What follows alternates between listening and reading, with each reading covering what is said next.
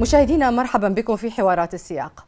يواجه رئيس الوزراء الإسرائيلي بنيامين نتنياهو غضبا متزايدا من قبل العديد من فئات المجتمع الرافضة للتعديلات الجديدة التي قد تطال المحكمة العليا، ما يجعله يخسر كثيرا على الجبهة الأكثر أهمية وهي الرأي العام، حيث لم يسبق لرئيس وزراء أن واجه موجة احتجاج مماثلة.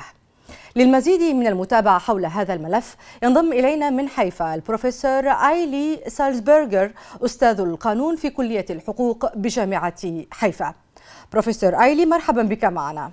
Thank you for inviting me. ما المشكلة في تعديلات النظام القضائي والتي جعلتها مثار جدل واحتجاج اجتماعي؟ إلى ماذا يؤسس هذا التعديل؟ It's not judicial reforms actually. It's a coup d'etat that this current government is planning. Israel managed to maintain a democracy, a flawed democracy, but a democracy from its establishment.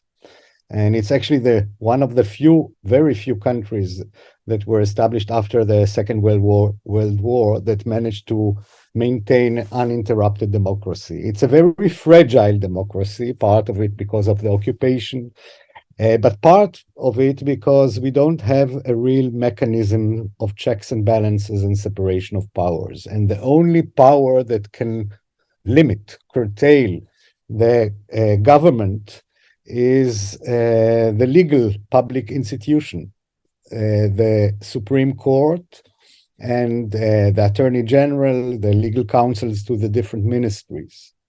And what this government is trying to do is basically to abolish the independence of these institutions, which means that the majority will have a total rule over the country.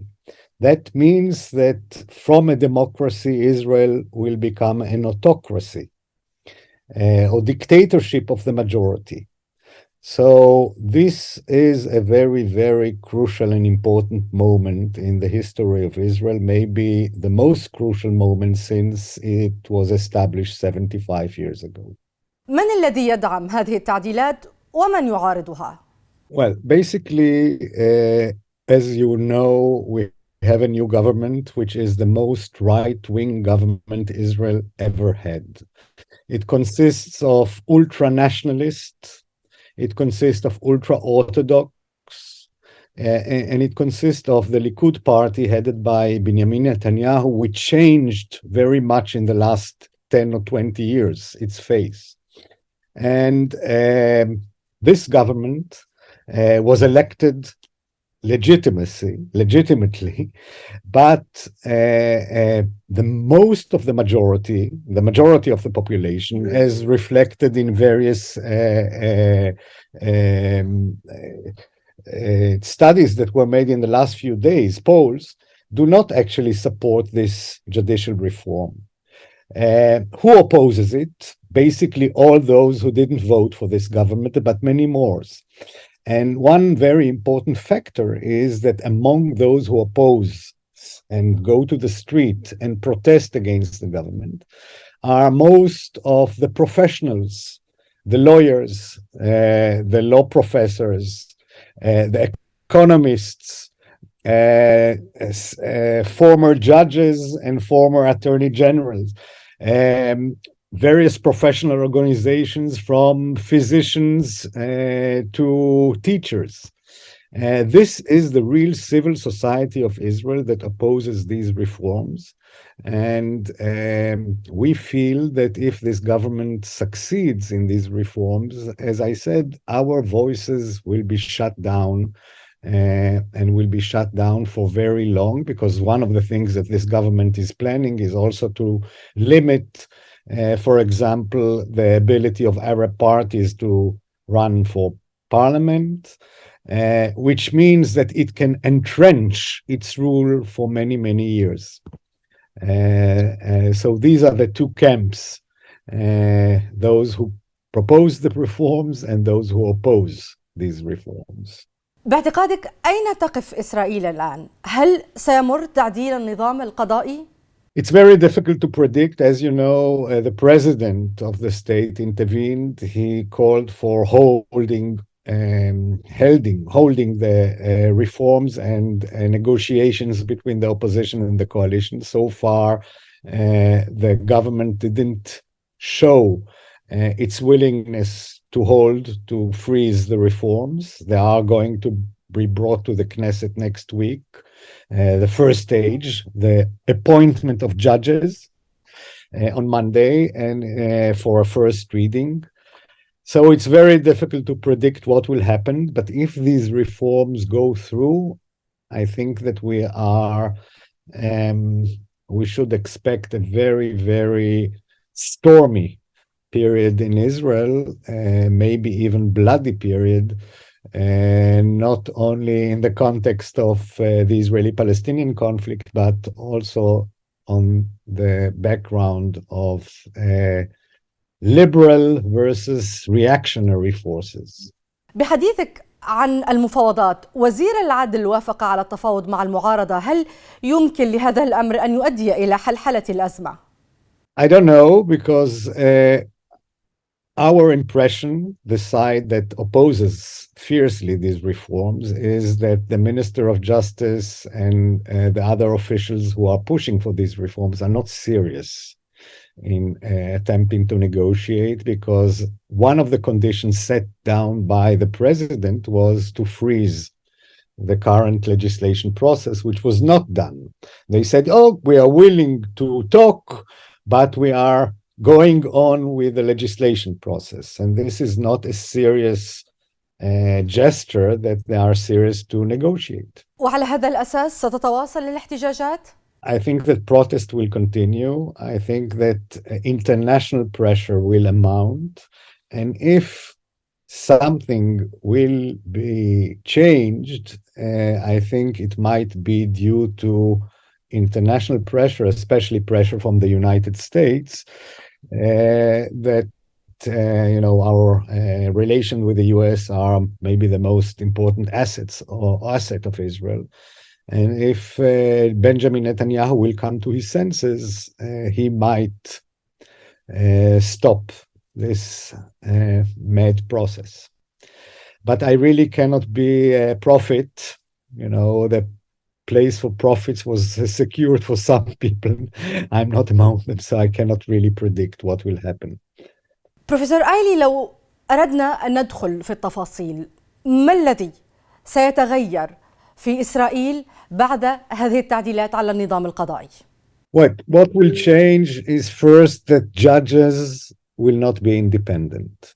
If judges are not independent, they will decide according to the wishes of the politicians that they are dependent upon, which means that which government will be able to do whatever it wants to do. It has a majority in parliament, and there are already numerous initiatives. Some of them are already as draft bills tabled on the Knesset agenda, which will transform Israel from a liberal and open society to a society which is in which discrimination exists, in which religion is enforced on people.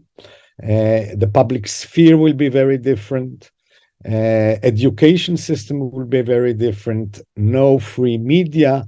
So, all the initiatives that are on the pipeline, which under the current regime would have been blocked by the courts as unconstitutional, as infringing basic rights. We have basic law, human dignity and liberty.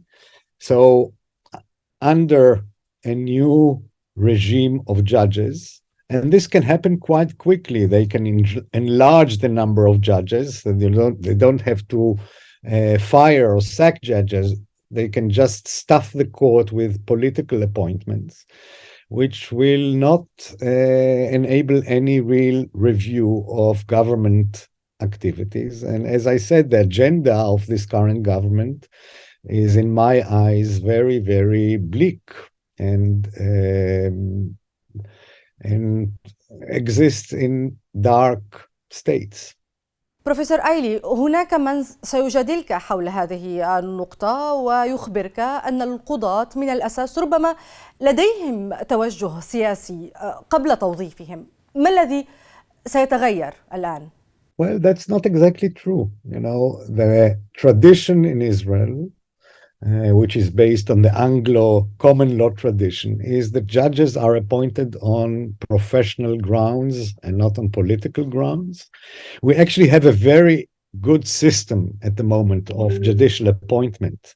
We have a committee, there are professionals, there are also politicians. So, you know, within the boundaries of excellent jurists, they can opt for more conservative or more liberal.